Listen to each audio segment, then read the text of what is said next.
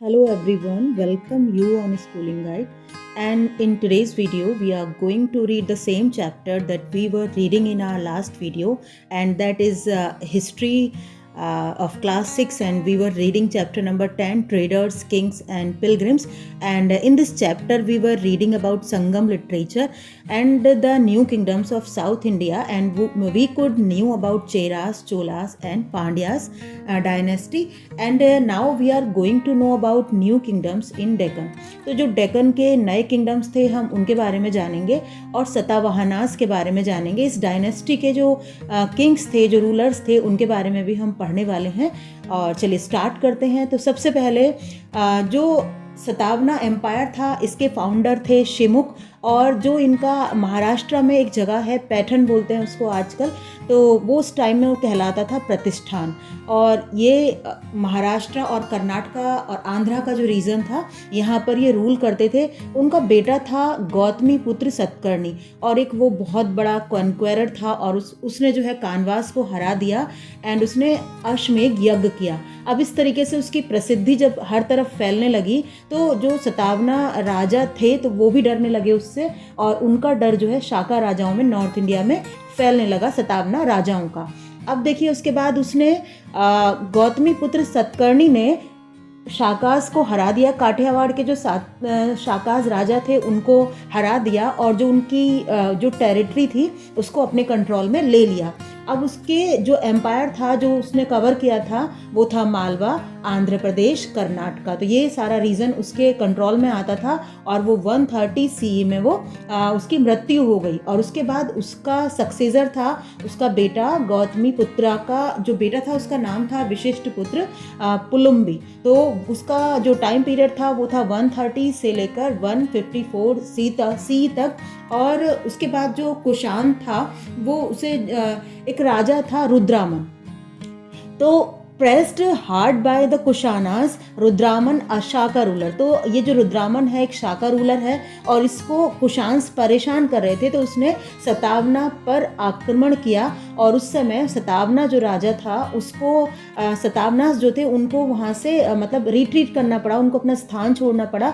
But अंत में क्या हुआ कि उन्होंने रुद्रामन को हरा दिया और 150 CE में। और उसके बाद इनका लास्ट रूलर था, उसका नाम था यज्ञ श्री सतकर्णी। ये सतावनास डायनेस्टी का लास्ट रूलर था, और उसने 165 CE से लेके 194 CE तक रूल किया, और उसने मालवा और कोंकण को शाकाज से जीत लिया। और उसके बाद जो ये सतावना राजा थे ये ब्राह्मण थे, बट ये दूसरे धर्मों का भी आदर किया करते थे, ऐसा माना जाता है। अब इनको लॉर्ड ऑफ दक्षिण पथ कहा जाता था। अब एक क्वेश्चन आता है कई बारी कि Satavahanas who were called the lord of Dakshinapatha, तो इसका आंसर होगा Satavahanas were called the lord of Dakshinapatha. अच्छा, उसके बाद उनका जो व्यापार था इंटरनेशनली भी और एक्सटर्नली भी, तो उनका जो व्यापार था वो इंटरनल और एक्सटर्नल मतलब दोनों तरीके से देश में भी और देश के बाहर भी फ्लोरिश कर रहा था। और उनके टाइम पीरियड में जो महिलाओं की स्थिति थी वो बहुत, लेडीज़ की जो पोजीशन थी वो हाई हुआ करती थी, और वो रॉक कट करके टेम्पल्स बनवाया करते थे, मोनेस्ट्रीज बनवाया करते थे। और उनका जो व्यापार था वो फ्लोरिश कर रहा था। बिकॉज अब ये हमें कैसे पता चलता है कि रोमन एम्पायर के साथ में उनका व्यापार फ्लोरिश कर रहा था, तो वो हमें संगम लिटरेचर से भी पता चलता है। और दूसरी बात ये भी है इम्पॉर्टेंट कि रोमन कॉइन्स मिले हैं उस टाइम पीरियड के, जिससे पता चलता है कि उनका व्यापार रोमन एम्पायर के साथ में था और ये बहुत ज़्यादा फ्लोरिश कर रहा था। अब थोड़ी सी बात करेंगे बैक्टीरियंस की, और इनको हम इंडो ग्रीक्स भी कह सकते हैं। तो अब हम बैक्टीरियंस या फिर इंडो ग्रीक्स की बात करेंगे कि वो किस तरीके से इंडिया में एंटर कर पाए और उनका डिक्लाइन कैसे हुआ, वो कैसे डिक्लाइन हुए। तो देखिए, the most powerful dynasty of the north were the Indo Greek, या फिर आप उसको बैक्टीरियंस भी कह सकते हैं। अच्छा, they brought part of north western India under their control. अब वो नॉर्थ वेस्टर्न इंडिया का जो पार्ट था उसको अपने कंट्रोल में ले आए, और जो अलेक्जेंडर का जो एम्पायर था उसने अपने जनरल्स में डिवाइड कर दिया। अब जो बैक्टीरिया और बल्क था, यानी कि नॉर्थ अफगानिस्तान का जो पार्ट है उसको हम बैक्टीरिया भी बोलते हैं और बल्क भी बोलते हैं, तो वो सेल्यूकस, ये जनरल था अलेक्जेंडर का, उसकी पार उसके हाथ में थी, सेल्यूकस के हाथ में थी। इसको चंद्रगुप्त मौर्य ने हरा दिया, यानी कि सेल्यूकस को चंद्रगुप्त मौर्य ने हरा दिया। Around the year 208 BC the Bactrians became very weak. और 208 BC तक जो बैक्टीरियंस हैं वो बहुत ज़्यादा वीक हो जाते हैं। फिर एक नोमैडिक ट्राइब है सेंट्रल एशिया की, इसको साइथियंस बोलते हैं। तो ये ट्राइब ये बैक्टीरियन को पुश कर देती है उनके किंगडम से, और उसके बाद वो इंडिया में एंटर कर जाते हैं।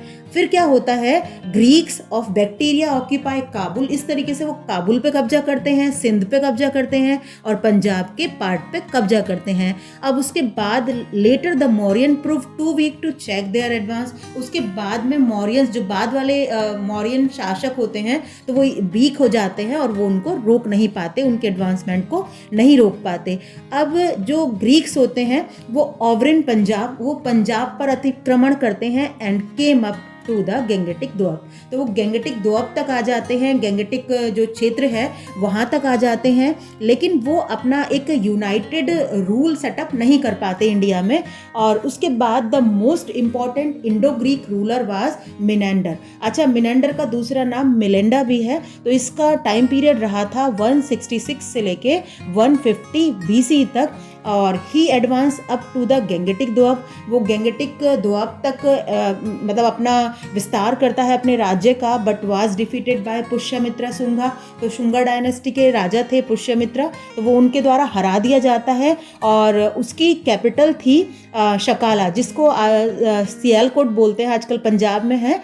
तो लेकिन वो बुद्धिज़्म को अपना लेता है। एक नागासेना, एक बुद्धिस्ट फिलोसोफर होते हैं, वो मिलिंडा उनसे बहुत ज़्यादा डीपली इन्फ्लुएंस होता है और बुद्धिज़्म को अपना लेता है। और उसके बाद जो इंडो ग्रीक्स होते हैं वो इंडिया का पार्ट बन जाते हैं, इंडियन सोसाइटी का पार्ट बन जाते हैं। और जब वो इंडियंस के कांटेक्ट में आते हैं तो वो दो इम्पॉर्टेंट चीज़ें इंडिया में लेके आते हैं। पहला है gold coin with picture of king. तो गोल्ड कॉइन, जो सोने के कॉइन्स रहते हैं, गोल्ड के कॉइन्स, तो उनमें राजाओं की पिक्चर, तो ये जो इंडो ग्रीक लोग हैं ये लेकर आते हैं इंडिया में।